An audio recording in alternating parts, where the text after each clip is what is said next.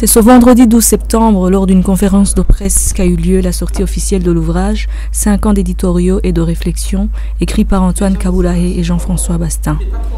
Aujourd'hui, nous présentons le livre « 5 ans d'éditoriaux et de réflexion ». Ce livre qui couvre les années 2008 à 2013. C'est un livre que nous avons coécrit avec un confrère de nationalité belge, Jean-François Bastin. Et ce livre condense certains de mes éditoriaux sur ces 6 ans. Pendant ces 5 années, je considère vraiment que Iwachu est devenu une sorte d'institution au Burundi. Un journal comme celui-là, de cette qualité-là, ça n'a jamais existé, ce qui ne veut pas dire que ça n'est pas perfectible, mais enfin, par rapport à ce qu'on a connu dans le passé, c'est vraiment très impressionnant. Et puis, je considère aussi en fait que l'éditorial signé par Antoine est devenu une sorte de référence.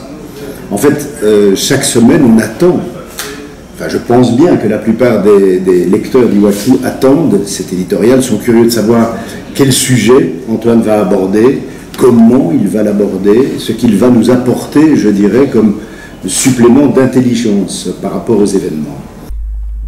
Enrichi des commentaires de Jean-François Bastin, un ancien journaliste à la radio-télévision belge française, RTBF, l'ouvrage de moins de 200 pages est, en réalité, une conversation entre deux professionnels des médias qui partagent le même amour et la même exigence du métier. Co-auteur, comme il l'a bien dit, c'est un livre écrit à deux. Il réagissait sur mes éditoriaux. Il me complétait, il me contredisait, il me critiquait. Et je pense que c'est ça qui fait la richesse de ce livre. Lui, ce sont les éditoriaux tels qu'il les a écrits à l'époque, confrontés aux événements. Et moi, j'interviens de différentes façons par rapport à ça. Je suis un peu en contrepoint.